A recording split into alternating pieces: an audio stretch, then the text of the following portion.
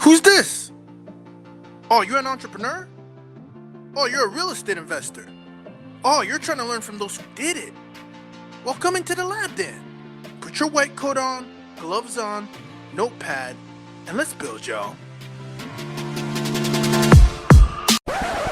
Real estate experiment. What is happening, y'all? Today, I have the pleasure of having Dan Haberkost with me into the lab. So first of all, welcome, Dan. And I said this before I got on the air that I love having practitioners like you who started early in the game, starting their lab, just experimenting with a lot of multiple different experiments. And I'm very excited to really dive in a little bit and take us back to when you started the first experiments, and then fast forward to where you are today. And what's exciting with you, you're still in the early stages, and yet you still have so much experience at 25 years old. So first of all, that's a breath of fresh air, but I want to formally welcome you to the Real Estate Investment, the Real Estate Experiment Lab. What's going on, my man?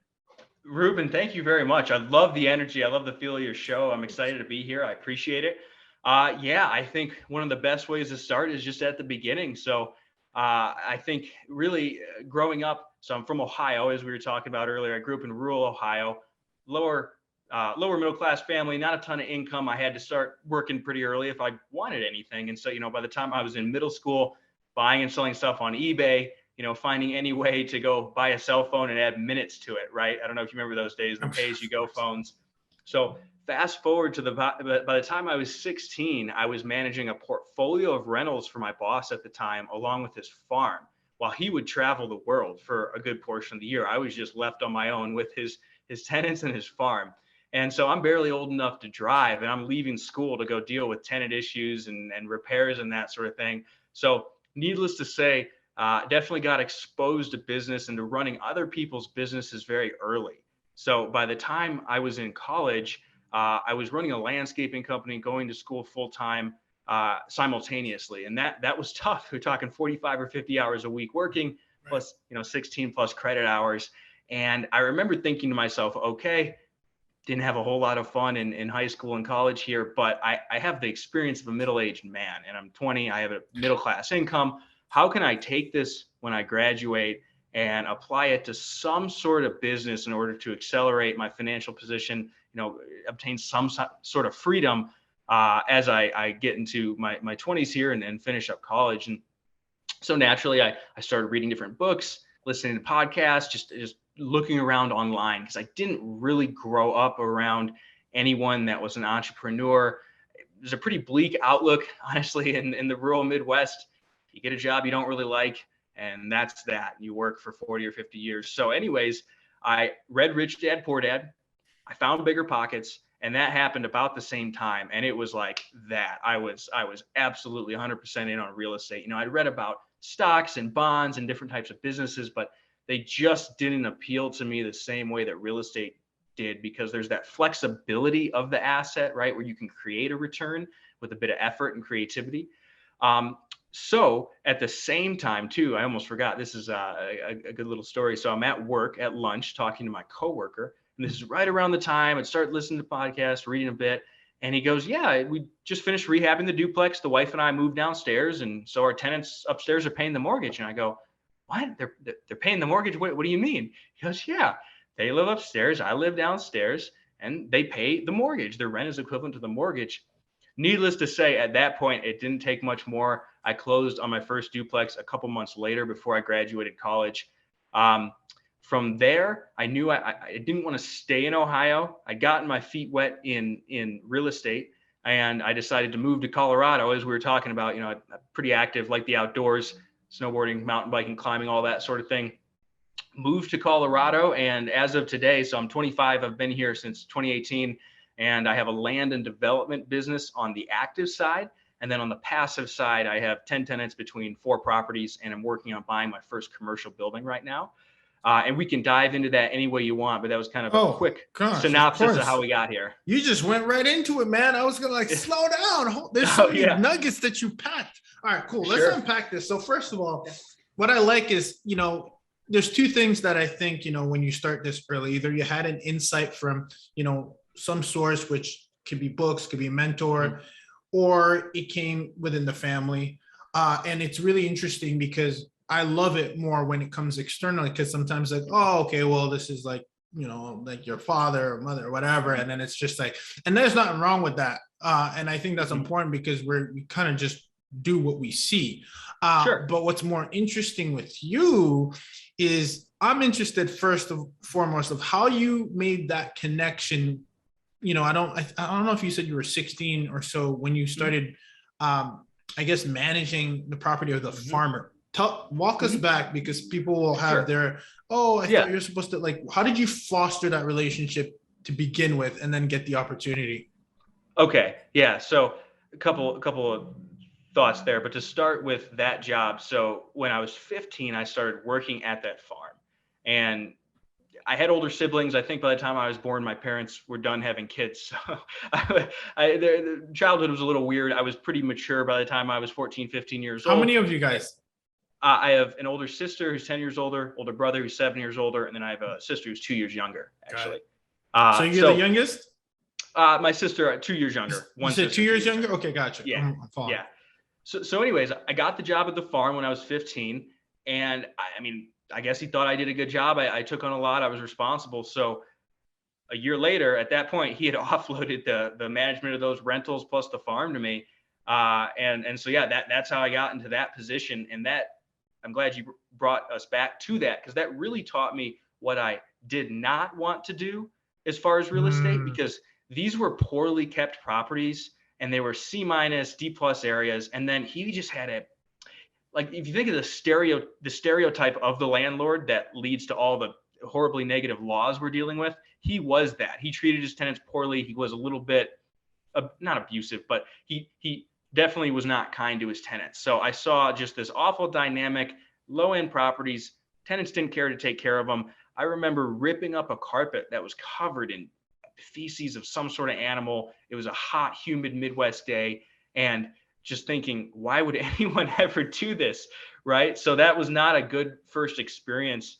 It definitely taught me how to manage a lot between the farm and those rentals. But it didn't make me interested in real estate. That more came in college when I was reading and listening to the podcast. Yeah, and I love that you said that, Dan. I want to stop you for a second because I know you have so much value to give, but I think it's important for us to identify that when you experienced that, your whole thing was real estate, right? The umbrella of real estate, which, to those who are listening, if you've ever, you hear fix and flip, that's one form. You hear rentals, that's another form. And I think it's really interesting and important for us to understand that was your experience. But obviously you're here today. You didn't just let that just be the experience. And this is going back to what we talk about, experimenting, right? If you're listening to this, I pointed to the experiment board in the lab is, I always say, go broad first, get exposed. And you said you figured out what you didn't like, right? You didn't want to do things one way, right? The way you saw how not to do things, how not to treat your tenants. You also saw maybe a model, maybe that didn't make sense to you. Like maybe you're not going to go for D+, but at the same time, that's properties, right? D+, C-, whatever. But at the same time, what's really interesting is that because you went deeper, your key takeaway wasn't that all real estate is going to be like this. And I think that's important. So fast forward. So this is interesting. So he saw, and another thing I don't want to let that I think you're not even giving yourself enough credit for, Dan, is that, he saw something in you. And I think that's a good reminder. We're just having this conversation with my fiance the other day. I was like, how you do one thing is how you do everything. Right. And whether it was you handling a small task in the farm, he saw something in you, most likely to then give you off a little bit more responsibility. And those are things sometimes that we can't even project. It just kind of happens. So kudos to you. Let's fast forward though. You're saying that was your experience, kind of left a sour taste in your mouth. Where did you go from there? Well, so I ended up leaving that job right before I left high school. I had a friend who was in a similar sort of situation where he was doing a lot considering what he was getting paid, because I was getting paid like $8 an hour, I think, or $8.50. And so he and I said, let's quit, let's go door to door, let's start a landscaping company.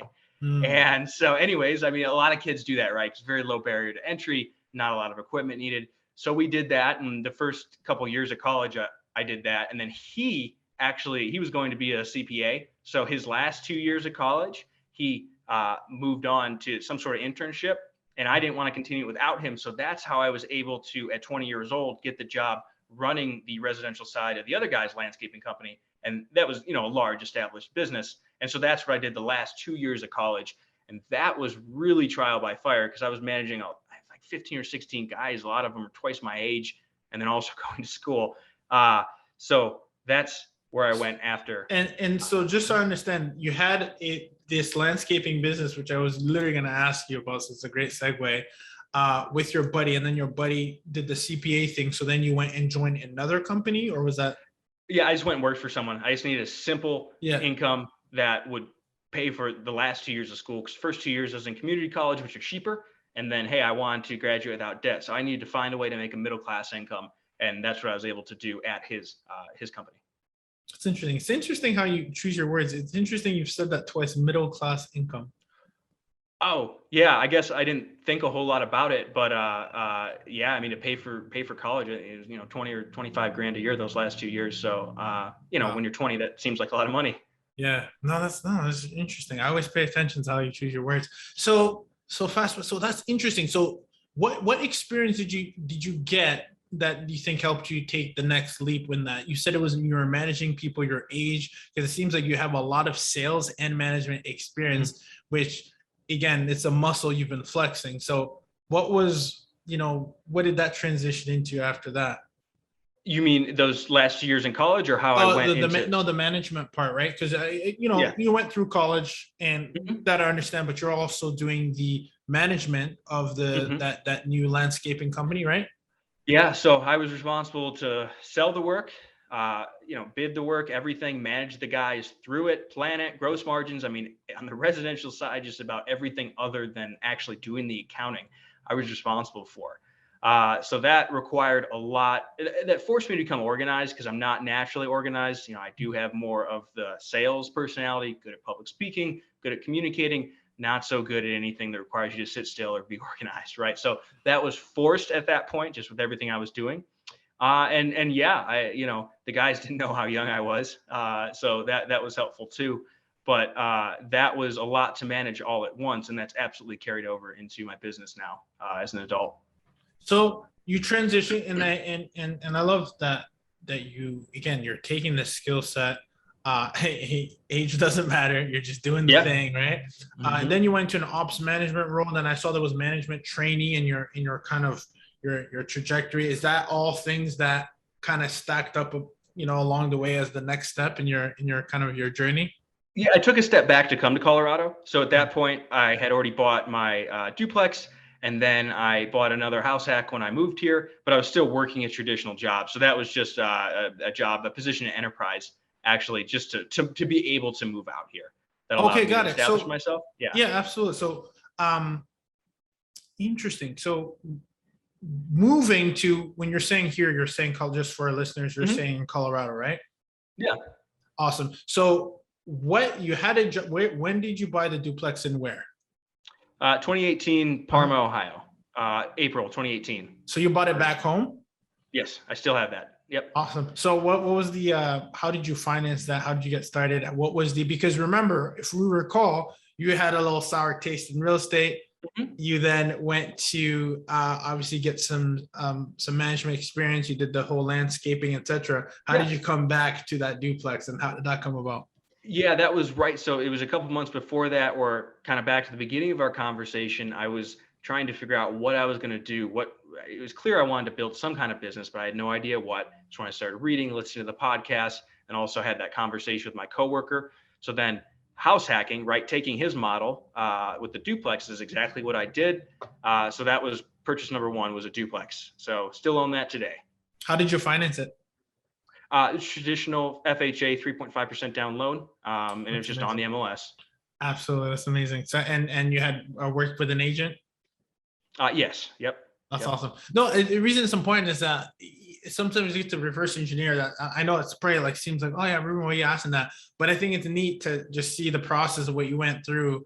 You leverage FHA, there was a duplex, you understood, you saw house hacking, then you tried it for yourself, which is what I always talk about. You see something, you model it. You ask the questions, right? Because you said you going back to the question. It's like, wait, they're paying for your mortgage? Yeah, I know. Yep. Something you just said there, I want to pull out real quick. The quickest way I've been able to shorten the learning curve is finding people who are doing what I want to do and learning from them.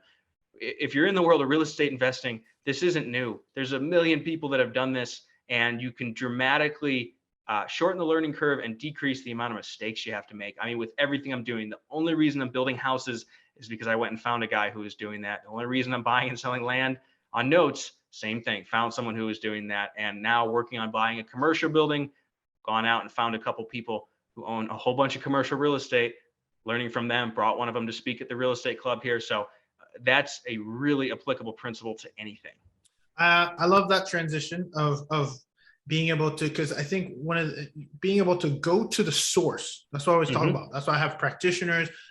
You'll come into the lab like this, someone will get some insight, reach out to you because you've done it. You're not just talking about it, you've done it. Now let's talk about that exchange though, because someone will say, hey, and it's interesting because I don't know if you meant to say this, but you said you gave someone even a platform to speak for a commercial, you bring them that meetup. That's an exchange of value. What's another tip for individuals who are looking like, okay, I want to reach out to this person, but like, what am I bringing to the table? What did you bring to the table during those times when you're seeking out maybe some form of wisdom for your experiments, as we like to call them? Yeah, I'm glad you asked this because the word mentor gets thrown around a lot. And hey, if you want a mentor to teach you how to go buy an apartment right now, get out your checkbook. Now, if you want to build a genuine relationship with someone over time and then help each other and have a symbiotic relationship, that's what I've done with the people I know. So, I mean, really, it's not you go meet someone at a real estate club once and hey, all of a sudden they share everything they know with you. Unless you're paying them, which can potentially be an option. But for me, so it really has just been meeting people and building relationships with them over the long term. That guy in particular, I met through my brother. My brother worked for him for years. The guy who taught me how to build houses, met him at the real estate club, right? So it's a long-term genuine relationship building. It can't be transactional unless it is literally you're paying them for a transaction. Yeah, which you can go both sides. And I think sometimes, but you have to build that up, right? Like I actually just posted this on my Instagram. Like, I pay thousands of dollars a year to coaches to get insight strategy because you're shortening the time, right? Time isn't money. Time is worth more than money in my book. So it's really important that you shorten the process. Now, I want to go back to what you're doing because you mentioned it. You talked about the club and you talked about this offline too. I started the same thing doing, meetups. What did you do? Did you do something similar as well? That club, what was it? Were you hosting it? Did you attend clubs first? Which one came first? Yeah. So I remember I started coming to this real estate club a few days after I moved here. And so initially I was just an attendee, and then just going back to what I was saying moments ago, both the guys who ran it at the time, I got to know them, consistently asked them questions, but then they also saw me do what they told me, or put forth the effort, start to buy some units, start to buy and sell some land, build some houses. I was actually building a business, and over time I got to know both of them pretty well. And eventually, I don't actually remember how the initial conversation, I think one of them suggested, hey, want to host the real estate club with us? And so, yeah, eventually it turned into that. So that's this year I started doing that, and that's been a lot of fun. That's another thing, right? Like, walking the walk and talking the talk are both different things. Like when someone sees a little bit of themselves in you because you're like doing it rather than just talking about it. I think let's talk about this for a second, because I think it's also, it's kind of like a two-sided thing, right? When you talk about something, you're letting people know what you're doing. You're also, it keeps you top of mind, which I think is important. But if you're just talking about it and not taking action, then people quickly realize, okay, this guy is not an action taker. He's just a guy or gal is a talker, not a doer. So that's fascinating. So just to put things into context, because we talk about networking and offering value and starting to get thrown around, so loosely. Is there anything that kind of sticks out that you're like, what, that was probably it? Or not one thing. I'm not telling you to just pick what's the one thing, because I don't think it's the multiple of things, but what comes to mind for someone who's listening, because we do like to give tactical advice. Is it a text? Is it a, hey, you mentioned this, I pulled this for you, or hey, can I grab you a coffee, or hey, can I, like, what did that Yeah. look like? So someone who's listening is like, okay, this is something that I'm actually going to do next week or even starting tomorrow. Okay, let me give you a couple examples. Roles have reversed, but I had a kid at the real estate club ask me, what can I do to learn from you? Blah, blah, blah. I'll do anything. I said, well, I have all this return mail from landowners I had mailed, right? And the letter doesn't get to him, so it comes up. I go, well, you want to cold call through all these? And he did it. He did it right away. You better believe I'm going to help that kid however I can, because I appreciate that. And I just respect that he did something difficult. Cold calling's not fun, especially he's got a heavy accent. So good for him. I'm happy to help him. So that's one practical example. If there's someone you want to learn from, what do they need right now in their business that you can do for them? I'll use you another example. The guy I keep mentioning who helped me as far as learning the development side of things, he needed help on the technological side of business. He barely knew how to use a computer, but he knew how to make tens of millions of dollars through real estate. So I helped him with that over the long term, consistently, and eventually we started doing business together. He invests with me, and just learn from him. Another example I wanted to give, I was telling you about a podcast I was on recently, a couple of weeks ago, and that guy was helping me with a lot of different things. And within a week, I had done all of the things he suggested to me, and I followed up with him. I said, hey man, I did this, this, and this. Thanks. I got this result. I appreciate it. I see why or how this can work. Right. So to really translate that into simple terms and to say it again, if someone who is where you want to be gives you advice or says, hey, go try this, do it, and then come back with, hey, here's the result, good or bad. Another example, I told you I'm trying to buy a commercial building right now, and getting in with the commercial brokers is difficult, right? We all know that there's a higher barrier to entry. They don't want to waste their time with you if you aren't someone with a track record that they know who can close. Yeah. So I have gotten the attention of a few of them, and one of them sent me a deal. It wasn't necessarily something I was interested in, very low cap rate, not a great part of town, but I still took the time to give him a detailed reply, why I wasn't interested in it. Here are 2 buildings I did make offers on the last couple of weeks. Thanks for your time, right? So acknowledging him, what he did, and replying. So that was like 4 different examples there. So I think, to put it really simply, if someone gives you advice, take it, follow up with them, right? And make sure this is someone who's where you want to be. Number 2, find a need they have in their business and go and solve that need for them. That's probably one of the best ways, I think, if you want advice from someone. And then the broker thing is a little different, obviously, but still, it's just the follow-up and the acknowledgement that I actually listened to what you said, right? That's the key, right? You're actually listening. Yeah.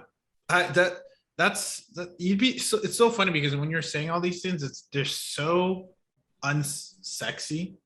Yeah, but they work. And this is the thing, there's no secret, right? There's no like, oh, hey, like success isn't sexy. No, right? No, it's just not.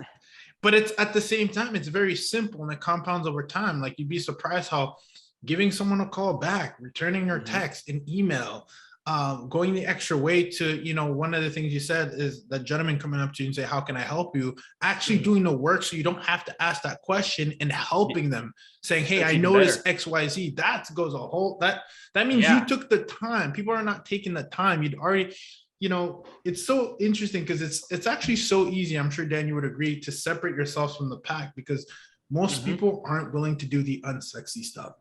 No, it's consistency over the long term with whatever you're doing, whether it's getting in shape or building a business. It really is, and it's funny that you're saying this, because I've noticed, right, when you're new, and I'm talking specifically about the land business, because that's high volume. I'm doing 5, 6, 7 parcels a month, buying and selling. And I definitely don't get the dopamine hit I got when I started doing that, but it's still bringing in a very substantial income. So I have to remind myself, hey, stupid, make sure you're sending your mailers and continuing this, because it's extremely profitable, even though it's not necessarily exciting. So I have been really intentional about continuing the things that are making me a substantial income, even while I pursue new things. So I told you about, the YouTube videos, working on getting some more houses built, but I'm like, wait, no. You need to focus first on the things that are making you money right now.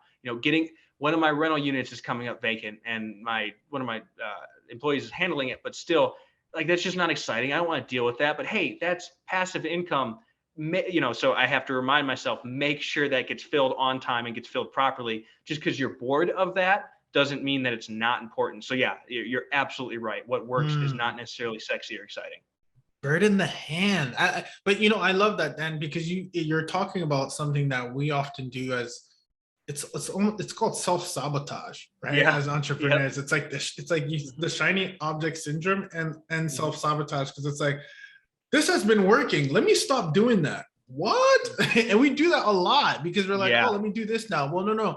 And I'll give you I don't know, do you know who Alex Hormozi is? I don't think so. No, I'm not familiar with him. He's a guy who basically, he's the CEO of Gym Launch, done like over 100 million or whatever. And this is an interesting analogy I want to bring to the lab, because I think Daniel appreciate this and our listeners as well. So this guy is Alex Hormozi, and by the way, I'll recommend his book too. He speaks with his neighbor and he's like, hey, his neighbor just sold his it's a I don't want to say garbage company. It's literally what do you call it? Disposal? Like, what's the right terminology? Just waste collection? A waste management company or something. He just sold it. We'll call it waste management, right? And so Alex is like, so what are you gonna do next? And he's like, I'm gonna build another waste management business. And he's like, wait, what? And he's like, and the key takeaway was like, he's like, why would I go into another avenue where I've literally built all the systems and processes? Like, I know it in and out. I've spent like years building it. Yes. I can build another one again. And what happens is, like, we literally build things or have success in our business, and then we veer away from it and start from scratch instead of continuing to build on that momentum. And I was just like, that was a big insight, because it's interesting, because it's like, oh wow, like it's like you having so much success in like real estate or a specific niche in real estate, like land, and then saying, okay, now I want to try this because it's just why, right? Unless you're at a place where you really want to take on this new challenge and you're at a good place, but typically where we're doing it, you can find it. So the key takeaway, which is interesting, you guys can tap into that. The key takeaway is you as an entrepreneur can find challenges within your existing avenue, but you don't need to fully like do a 180. And that was interesting to me, because I don't know, it just came up in this conversation. What are your thoughts on that? No, that's spot on. So there's a couple different thoughts I have here. There's a difference between doing something completely different and building another, branch, something that's analogous or vertically integrated to what you're doing. So perfect. My favorite example. word, by the way, vertically integrated. Okay. Yeah, I heard you say it a couple of times. So perfect example. I got a lot for $1,000, all utilities in place. This is in Colorado City, which is about an hour and 20 minutes south of here. Sleepy little town, but there is demand. There are houses being built and people buying them immediately. And the lot was on the golf course, great views of the mountains, infill, flat. I mean, just the easiest builds you could imagine. So because I had the systems and processes set up, I didn't just resell it. I bought it at 1,000, it would go for about 10. It's a great deal, but instead I'm going to build on it. My buddy's financing it. We're going to split the profit and make like 40 or 45 grand a piece. So that's a much better deal. And before I get off track here, which I easily do, point being, that is what's the word I'm looking for? A branch off of the same tree. It's not a whole nother business, but it's simply a different tool in the tool belt, but it is within the same vertical. Yes. Yeah. It's like when you're wholesaling and you're a buyer. Like, it's just a tool on your tool belt. It's interesting because, you're not a wholesaler. I mean, there are people who just do that. But, when I got my license, it was to invest. So I bought my own deals. So it was like, it wasn't like, oh, it was actually, I did experiment. I did buy homes for other people and sell homes. I actually used it as a tool to network. Literally, when I started, it was literally to help other investors and learn from them. And then I did, and then I bought my own deals. So that's kind of like, this is why I like Dan so much to be in this lab, because he's speaking what he practices, or he's speaking what he practices. Exactly. Right. You're not the other way around. You're doing this, like you're literally experimenting, but then you're being a practitioner and you're doing it. You're adding tools to your tool belt, which I love. I don't want to let this serendipity go to waste here, because the reason I got so excited to have you in the lab is to talk about your transitioning to land, because that's something I know Yeah. nothing about. Yeah. And it's something I actually have a questions from the audience for. Sure. And so just to level set, as I pull up the questions here, land.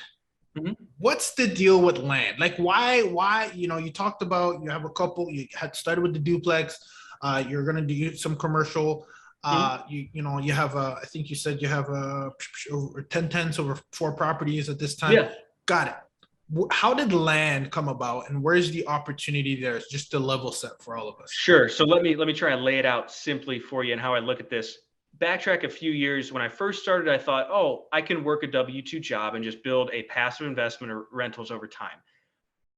Pretty quickly, it became clear, no, I need to go start my own business. So you have one bucket over here on one side, which is the passive long-term buy and holds. And then I decided, okay, to get out of traditional employment, I need an active bucket, right, on the other side that feeds the passive, because you hear about all these low and no money down strategies, but at the end of the day, this is a cash intensive business. And if you can go make hundreds of thousands or millions of dollars, it's a lot easier to buy more real estate. So, Absolutely. yeah. That's they go, goal.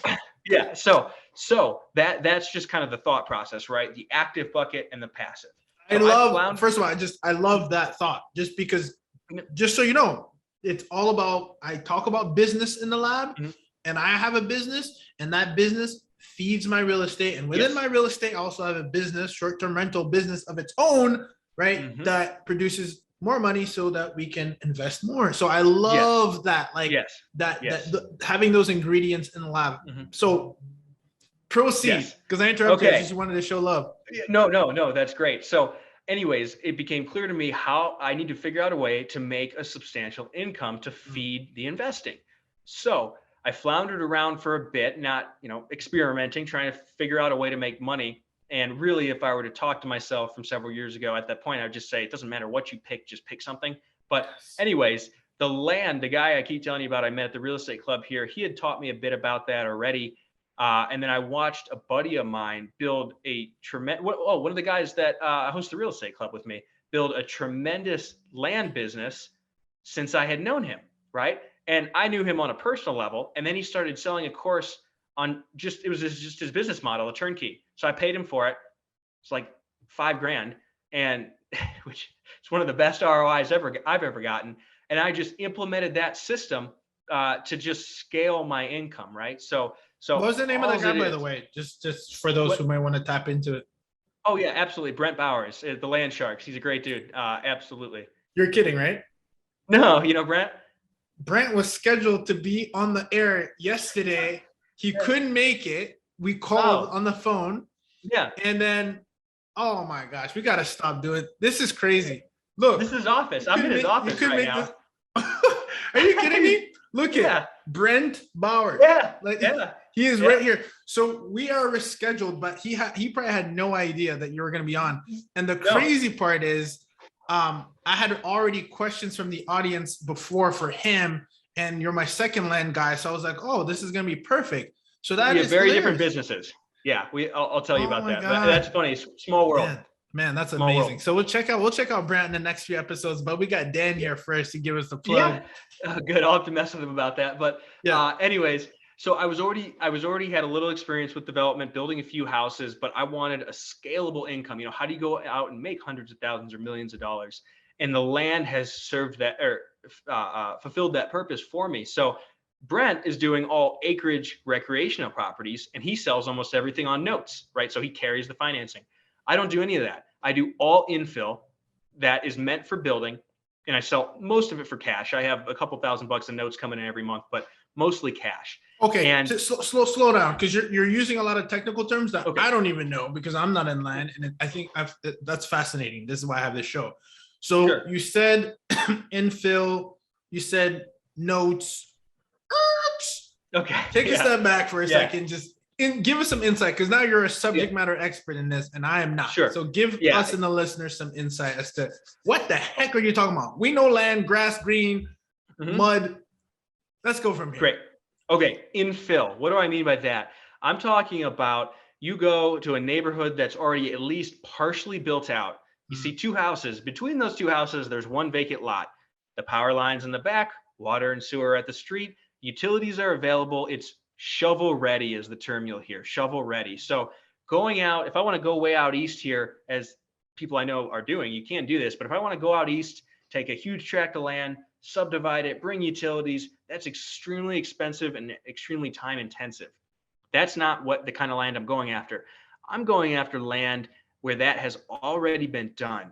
It's infill. Usually it's failed subdivisions or partially failed subdivisions from 20, 30, 40 years ago. So some of the lots got built out. There are houses, but most of them are just sitting vacant, but they're already subdivided. Utilities are in place. Everything's ready to go for them to be built on. So that's what I mean by infill. Now, notes, really simple. If you've ever owned a home and you're paying a monthly mortgage, that's the note. You're paying the mortgage note to the mortgagee, right? So land notes, very simply, I'm functioning as the bank. So let's say, Ruben, you want to buy a lot from me. You don't have all the cash. The goal is your down payment equals what I pay for it. And then I carry the financing. So that remainder balance, you're paying me back in monthly terms with mortgage, interest on it. And so you just pay off the remaining balance and then I deed it into your name, or depending on how you do it, it may already be deeded into your name. It's just a removal of the lien until it's paid off. So that's what I mean by notes. It's the same thing as what your bank is doing for you, for your house. You put some money down, they finance it, you pay it off. Same thing, I'm functioning as the bank. You're paying me each month to pay off that land. Again, I've only done that with a few. I mostly sell for cash. Now, It's question for you, because we're going to get to the infill because that's what you do. Mm-hmm. But the notes part, help me understand. When you own that land, let's say you bought it, right? Cash. Give me an example of the ballpark for us listeners so I don't butcher this. Buying a piece of land cash, 1 acre. Cost, you mean like an actual deal? Cost. You want to go? Okay, sure. So there was one, I bought it for $1,000. And again, this is a sleepy little town. It's about 2.5 hours south of Denver, to give people a point of reference. 1.5 hours south of Colorado Springs.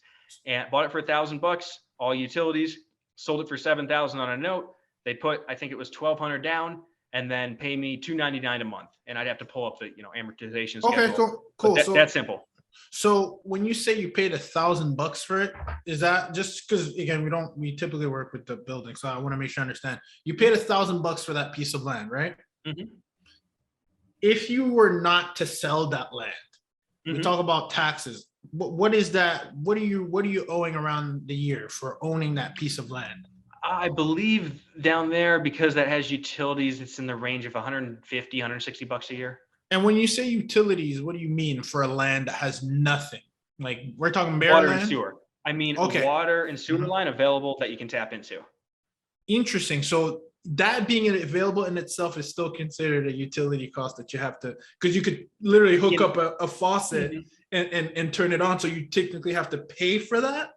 So this is going to vary from market to market. It's just the availability of service fees plus taxes are just higher. So you still have to pay a big chunk. I'm building a house down there. I think it's $16,500 to tap into both water and sewer, $16,500.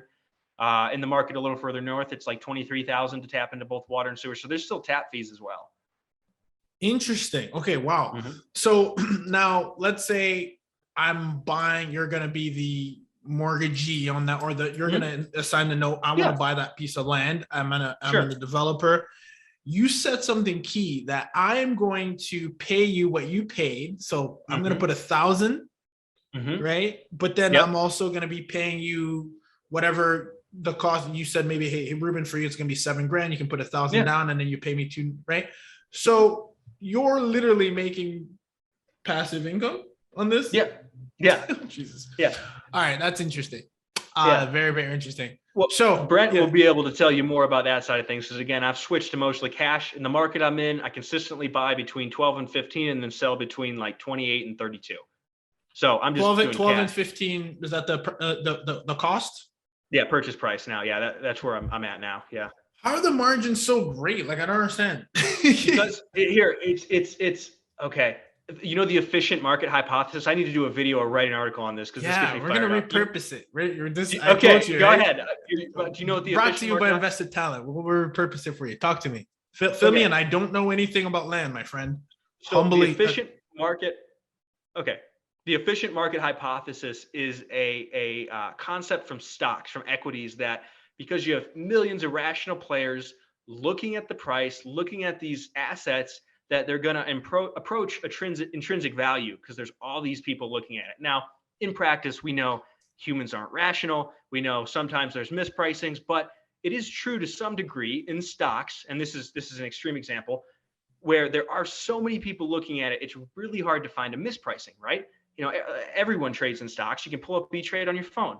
So let's apply that same concept to real estate, right? That theory came about in equities, but in real estate, I would say a house or an apartment is a lot like a stock when it comes to this theory, because everyone knows about houses. Everyone's trying to buy houses. Everyone knows real estate or apartments are great investments. So it's really hard to get a good deal. You can, but it usually takes a lot of effort, right? Mm. So let's look at land. This is a niche. This is a more esoteric asset. People don't know about it. They don't understand it. So they just stay away. So it's super inefficient because people just don't understand it. People aren't looking at the price. There isn't a ticker that you can see updated every second with the price. It's just more niche. So because of that, there are far more mispricings. And then take that asset, and then if you go to a market that's maybe a secondary or tertiary market, and there's far fewer players in that market, it just exacerbates the whole scenario where there are obscene mispricings out there. If you send out some mail, it's about 100, 150 bucks of mail I send to get a deal. I won't do a deal at this point unless I make 10 grand.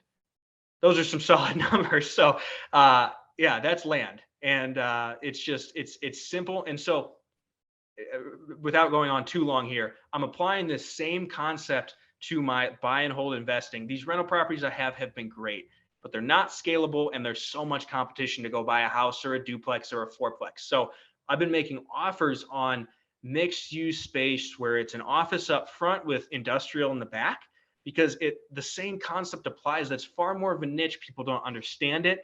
My response rate to mailers is very high. There's a barrier to entry, and if you get over that barrier, then you get to benefit from it. So same thing's applicable to land, and I think it all goes back to the efficient market hypothesis, or really just the concept of that. Efficient market hypothesis. Man, I love it, man. Like, it's crazy how much dude, this is another thing I was telling you. Yeah. This is why I host this show, because Yeah. it's always like you'd be surprised the amount of things. And this is the cool thing, guys, because I've talked about this, right? You guys have seen me on the show, from credit unions to infinite banking to short-term rentals. I hear it, I apply it if it's in line with what I'm doing, right?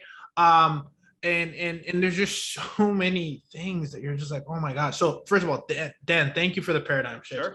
That's crazy. So now it's interesting because you're okay. Let's go back to your niche, and I want to respect your time. So let's get straight to the gems here. Right? Sure. You talk about infill, right? Okay, got it. So we understand your approach now. It's based on who you're serving. Would you say your avatar is mainly developers who are looking to build from the ground up? Is that who you're selling land to? I mean, it would have to be, I'm assuming, but I don't know at this point. I'm open. Is that who you're serving? That's an excellent question. As far as selling the land in my primary market, it's more dependent on where the land is. In the middle of town, you have quarter to third acre lots that are all infill with sewer, water, everything in place. Those I sell almost exclusively to people that are going to go build on it to sell, right? So developers, builders. The northern and western lots are 1+ acre, and they do not have sewer. So you've got to build a septic. And there's also a lot more prominence of shale in those areas, which is just shale, which simply put, it's an extremely solid rock that makes excavating very expensive. So if you have to put in a septic, you have to do a whole lot more excavating as well, right? So those lots are more, not always, more sold to the people that fall in love with them, to the residential buyer. Those ones I often list on the market or somehow find a end buyer for those, as opposed to the builder or developer. Who is I'm very curious, like, who's looking for raw land? Like, who is your avatar? Is it someone who's like, is someone calling their agent saying, hey, I want to build, find me land? Or is it that person will go to a developer? Like, I'm just trying to close that gap. Yeah. Who is that person going out there? So there's like three things I want to say that I'm going to try and hold them all in my head and get them out here somewhat in an organized fashion. Number one, it's not raw land because everything's to it, right? So it's already entitled, it's ready to go. Raw land would be like way out east of Colorado Springs, towards Kansas, where there's no utilities, no platting, et cetera, right? That's raw land. This is shovel ready lots. Shovel ready, there it is. Master planned subdivision, okay? So number one. Number two, remember, we're dealing with an absurd housing crisis because building levels have been at like 30%. I'm just pulling that out of my head. I don't remember exactly what, but like 30% of needed levels since the Great Recession. So there's a lack of units. So right now, people are building everywhere. And so here on the west side of the country, you're on the east side. So that makes sense to me because in Ohio, where I was, this was not going on really. But here on the west side of the country, in the secondary and tertiary markets outside of major metros, right? So outside of Denver, outside of Colorado Springs, or same thing, you go to California, there are lots of new subdivisions or old subdivisions that are being built out now, right? So it's very normal here for, an end user to go buy a lot, get a construction loan and build on that lot. That's completely normal. So also so you say, who's the avatar? That's a great question. If I build, it's a simple 3-bed, 2-bath, approximately 1,500 square foot ranch that appeals to the retiring baby boomer or first-time home buyer, usually a military family here in the markets I'm in. So those are two really strong demographics. They need housing. It's palatable to the most people. And the people that are buying the lots from me, those builders, they're building the same thing, right? Just over and over and over again. Wow, that's crazy. So, all right, questions from the audience. Sure. This is, I'm very interested in asking you this. So let's talk about this. I want to make sure I have the right thing here. So, is investing in large development and land more difficult than single family vacant lots? Oh, okay. Then single family vacant lots. Okay. Yeah. Single family vacant lots is the vast majority of what I've done. And it's extremely easy and it's easily offloaded, right? So I don't handle any of the acquisitions anymore. So I've stuck with that. If you want to go do a large development, I've watched people do this. I have not done one myself. There is a lot, it's just a longer time you're exposed, right? So from the time I close on a lot, I usually have it sold within 1 week, at the max 3 months, 1 to 3 weeks, or 1 month, 1 week to 3 months at the absolute max. If you want to go buy a piece of land, do the subdividing, bring the utilities, that can take years, right? Yeah. You can make huge chunks of money, absolutely, but there's more exposure to risk. So whatever the capital is that you're using to acquire it, it needs to be, if it's a 1-year balloon, that's a problem. It needs to be that your investors or whoever's giving you that money can handle sitting on it potentially for a long time, because this happened to a lot of people in 2006-07. They bought large tracts of land, started to build them out, or started to, I said that wrong. They started to get them ready to be built out, or they bought large tracts of land that were already subdivided, and then they got hammered by the recession and they lost it all. So no, I haven't done a large subdivision myself like that. I have gone after the easy stuff, the low hanging fruit. I did look at an 11 acre tract last month, actually, just south of Colorado Springs in Fountain. It's the first market past Colorado Springs, but they're actually out of water rights, which is a whole nother discussion. So that's not going to happen. They have all their water taps allocated. So to answer the listener's question, it's very easy to do simple infill lots. You can go make millions of dollars with these large subdivisions. I've watched a few friends of mine do it, but make sure you're well capitalized and make sure that those funds aren't going to come due on you overnight. That would be the best advice I could give based on what I've seen. And when you say, I want to make sure that doesn't slip through the cracks, you said when you say lowest hanging fruit for you, is that still going back to the landfills? Is that what you mean? What's the lowest hanging fruit? Yeah, for me, it's number one, being in the market. Well, yeah, just being in those markets where all that preliminary work is done, right? Utilities are in place, platting's done, et cetera. Interesting. Okay, so you use the word subdivision, which I know it at a macro level, not micro. So I'm going to ask this Mhm. as well. It says, how does land differ from investing in single family or subdivision land? I'm not sure. Does that make sense to you, that question? So I think the question's a little confused because what I mean by a subdivision really simply is let's use the 11 acres I was just telling you about as Yeah. an example. What was proposed on that was subdividing it into 62 individual lots, Hmm. each of which would get its own house. So he said he made or he or she made a differentiation as if there's a distinction between single family and subdivisions. Well, usually single family, or excuse me, subdivisions are filled with single family lots most Right. usually. Yeah, Right. yeah, Okay, interesting. So it doesn't so I guess the subdivision process, is that like a let's say, I'm gonna use the R word, the raw land. yeah. Because let's say that's like bottom tier. Is the next step, because there is gonna be a question about variance and all that stuff. What's next in line, just at a really quick high level, like what should happen next? Does a subdivision come after variance, or like what comes first? Like what's in the next step? Yeah, so I mean, I've only got experience with this here in the specific markets I'm in. So the first step, the first thing I was going to do with that 11 acres, if pretend there had been water available to it, I would have gone to, I forget there's a name, but it's a monthly meeting with fire, electric, the water department, regional building, and they look preliminarily at what you want to do.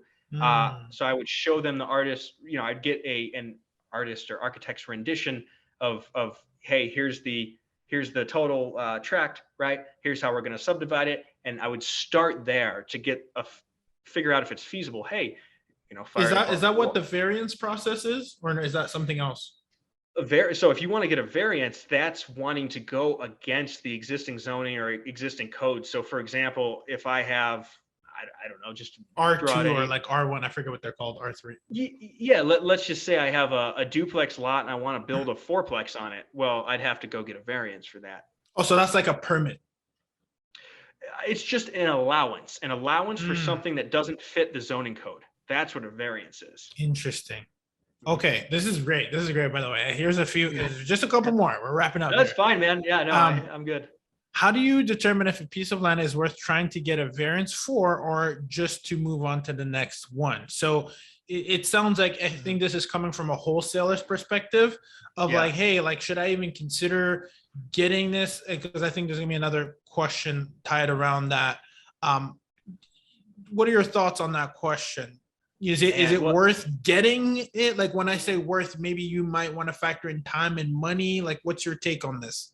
Yeah, there's so many. Well, it depends on a bunch of different questions because so let's assume he's trying to just sell it. He's not going to build on it.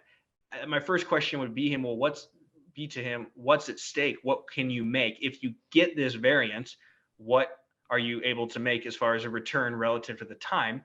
And I would call whether it's a low. I mean, it's not all structured the same everywhere you go, but I would here. So, for example, I would call the metro district, and there's someone at the metro district I would talk to, and right away run it by them. Hey, here's the variance I'm trying to get. Do you think that's feasible? What's the time frame? I would want an answer as quickly as possible to know, is this feasible? If so, what's the time frame and cost? Because then I can weigh that against, oh well, I might make X, right? So you need to figure out feasibility, time frame, cost right away. So Hmm. find that person who can answer that, at least preliminarily.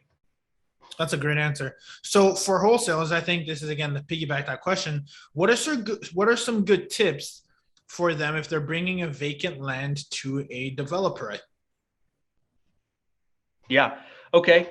Well, I would have questions about the land. So if it does have the utilities, do that work ahead of time. So I wish I could show you a share screen here and show you a listing I have, but it immediately highlights. Perhaps you can, my friend. Oh shoot. Okay, I might have stuck in my foot in my mouth because I'm not sure how to get to that really quickly. So forget about it. It's Let me all, just all let me all just good. We can talk about it.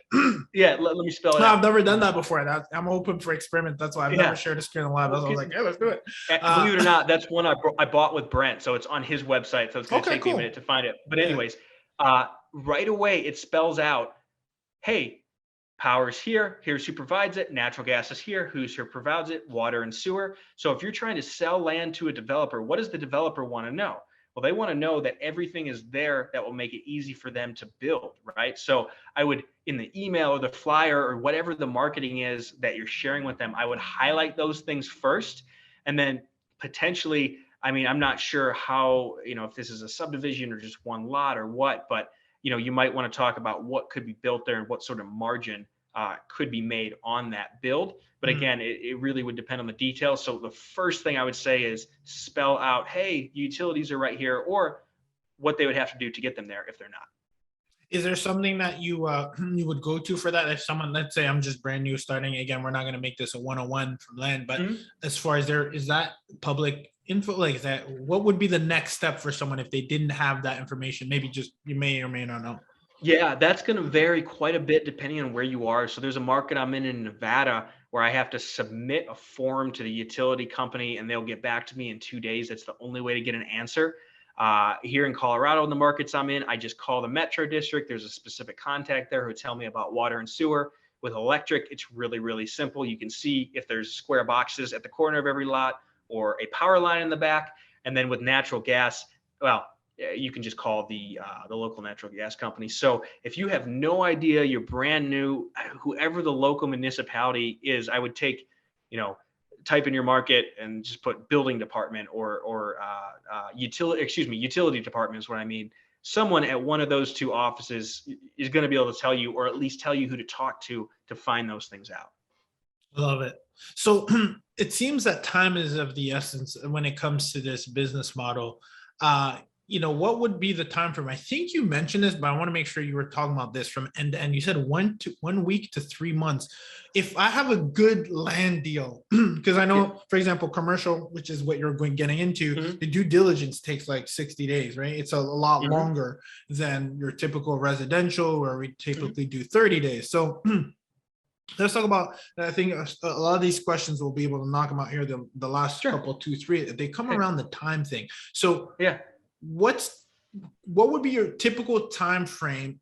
And again, maybe if you're trying to sell land from beginning to end, you talk about looking into things, whether it's you or the guy who's buying it. What's a typical time frame you would say on average? And then, what would be like a normal due diligence for this kind of deal? Okay, so what the time frame is going to depend on the type of land. So it's very easy to do due diligence on the lots I'm telling you about. So infills? Yeah, just so we're clear. Infills, I'm glad you said that. So if I can see houses on both sides, power in the back, I mean, I know everything's right there because I know my market. I mean, I basically know it street by street at this point. So for the lots that I sell to builders, those are generally the ones I have sold within about a week of closing. Wow. The ones that I list, the ones I was describing that tend to go to end users, those ones usually take a little bit longer, and I sell them on the market. And for me, velocity is everything. All my land business is it's a vehicle for taking capital and getting between 50 and 100% returns on it over and over and over again in 1 week to 3 months. That's all it is. So velocity is everything. For what I'm trying to do, because this business just is creating the capital so I can go buy the commercial buildings, right? Yeah. So that's on the flip side of that. If you're going to go buy a huge subdivision and sell off all the lots one at a time, or a large tract of land, that can be completely different, and the due diligence can be much longer. Just like you referenced residential versus commercial, in some ways it's the same sort of deal here. If that 11 acres I kept referencing would have worked out, that would have been a long-term sort of project.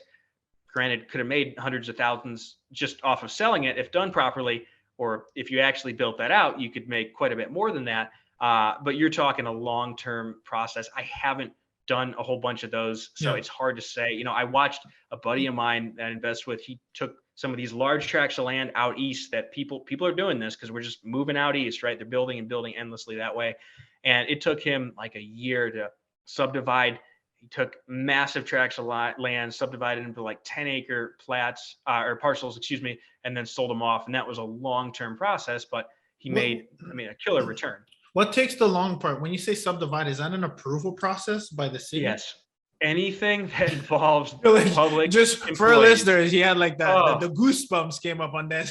oh, well, just in general, man, if you want to deal with someone who's going to do the absolute minimum to say that they did what they're supposed to do, go call your local public employees. It just takes a long time. Yeah, That side just of like things. anything else in real estate, like whether it's permits and all that. So in short, my key takeaway from this, just because I really want to bring this home and I want to just give a little bit of context, is that if Yeah. you're doing an infill deal, you're saying, just so I'm clear, you're saying you could, let's say you found a good deal, and it had I want to use your language, the water tapped in, Yeah. everything. Is that how you say Yeah. it? You could literally get that off you could close on that within a week or so.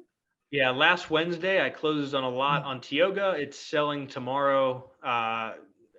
Yeah. Last Wednesday to this Wednesday. And then I closed on one on Laramie today. That should sell next week. So, yeah. So then, and their due diligence is literally like for infill, like an infill deal would be what, like 2 days? No, I mean, it's like 5 minutes. I pull it up on the assessment. Stop it.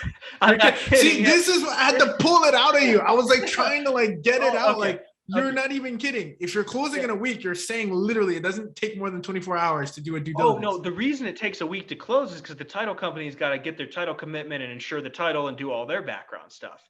Yeah, no, I mean, due diligence on this land. Granted, okay, one correction there. The title company is making sure there aren't liens or encumbrances or that sort of thing. And since I use them, I don't look heavily into that. I mean, right away, it'll tell you if there's tax liens or anything like that.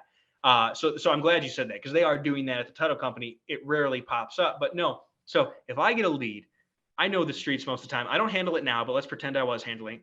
I'd pull up my bookmark county assessor site, type in the address, pull it up right away. I know what the pricing is just because I know the market at this point. But even if you don't, it's really simple because you have thousands of homogeneous lots, one after the other. I'll click on the little parcel link, click on the treasurer, make sure that they paid their taxes, make sure the owners match who called me, and I know as of that point whether or not I can put it under contract at the price we discussed. I mean, for me, it's literally 60 seconds. Wow, you couldn't make this up. So this is the last question is literally around this. If you're wholesaling a deal, are you doing all the due diligence yourself ahead of time by talking to the city and seeing if it's buildable first, or do you require the buyer to do all their due diligence themselves when wholesaling land? Yeah, that's a great question. So when I sell a lot, I really try and emphasize, if you ask me a question, hey, this is what they told me, go verify with them. I really don't want to put the liability on me, right? So if you're going to ask me questions about buildability or utilities, I'll get it in writing a lot of times. So one of the markets I'm in, very simple, they all have utilities. I'm not worried about it. Colorado City, down where I'm building that house, it's a little more spotty. So I email the lady that handles utilities and make sure I have in writing the email from her. So then I'll just forward that to people, right? But I try and answer as little as possible and just say, hey, go look into it yourself, so they can't come back at me. Or, But you said, yeah, exactly. And it's never been an issue because all this stuff is buildable. But yeah, I think that answered the question. Yeah, but I guess for your own sake, though, to make sure you're presenting something that's a good deal, you're not just saying, hey, I think that will work. You're actually doing your own due diligence so that you have a respectable land deal that you're like, can be built on, right? Am I correct? Yeah, absolutely. And that, again, I've said it 50 times, but that's the key with the simple infill, right? All that work's been done. Thousands of homogeneous lots. They're all priced the same. All the work's been done for me. So it's very easy to price. People who know the market, they know the price. They know utilities are there. So it just makes it easy. And I rarely assign them. I've assigned 2 or 3, but I mean, of the 50 some I've done, it's been almost all close and resell. Just because I guess it's the same thing. If you're closing and reselling, it's almost like the same thing as wholesaling, is it not? I mean, yeah, it's I just just an want to make the exchange. distinction. Just that I'm not assigning them. That's all. I'm not assigning them. Yeah, I guess you're right, because you technically still have to buy them, and then you're just kind of getting, because you're getting huge margins on it. That why would you? Yeah. Wow. So yeah, I think that answers the question. Yeah. Absolutely. First of all, I can't thank you enough for taking the time to go overtime in the lab. Yeah. I should have given this guy a water break. He was just spilling out a lot of knowledge. I want to turn this back to you because you've obviously over delivered for our audience, and that means a lot to us. We want to support you in your journey and whatever you're doing, and it's just so refreshing to see you doing your thing, so young and being able to live the lifestyle that you want. We didn't even get into how you even, I know we talked about the managing of the teams and stuff like that. I would love to kind of have a deeper look next time when we have you in the lab as to how that looks when we lift over the hood. And you know what? There's going to be more obviously on your plate within your portfolio to even talk about, because you're working on the commercial deal, you're getting this land. And I love your concept of just, guys, listen closely. Like he's building a business within the real estate niche, and then he's investing into a portfolio that will bring long-term wealth. I think that's really important for us to understand, because not all real estate is created equal, and not all real estate models. Remember, keyword, he keeps saying the word velocity, which I love. Speed. And to me, that's cash flow. That's income coming in to build your dreams, build your legacy. So I genuinely, personally, and I'll tell you this, man, I've interviewed a lot of people, really enjoyed this myself. You educated me on a topic that I didn't know. And I just want to thank you from the bottom of of my heart within the lab here. But now the listeners, you talked to me about you're doing your personal branding. You're doing a wonderful job. And I want to make sure that in addition to being able to just Google Dan Haberkost and checking you out, where else can the people find you, man? And give the people kind of a plug to your YouTube, to your Instagram, to your website. Where do we go? Yeah, thanks, man. And likewise, I had fun with this too. You keep this just fun, really. But this is what I enjoy doing more. So go, if you want to see videos on anything I'm doing on these concepts, I have a YouTube channel, just my name, Dan Haberkost, and you'll see videos on there of things I'm working on. And then I really like to pull the concepts out that are applicable across the board, even if you're not doing exactly what I am. And then also you'll find Instagram and Facebook, just Dan Haberkost. See lots of videos and pictures of mountains I'm climbing, snowboarding, mountain biking, learning to surf, that sort of thing. And then also deals I'm doing. So follow me on YouTube, subscribe, and Instagram or Facebook. So you can have your cake and eat it too, because you invest in land and you play on it, right? The mountain climbing, the water. I mean, it's a whole, comes full circle, man. I love it, man. We'll definitely make sure to include that in the show notes. If you're driving, keep your hands on the wheel. We'll include that in there. And man, just like that, Dan came into the lab, conquered, and we are out.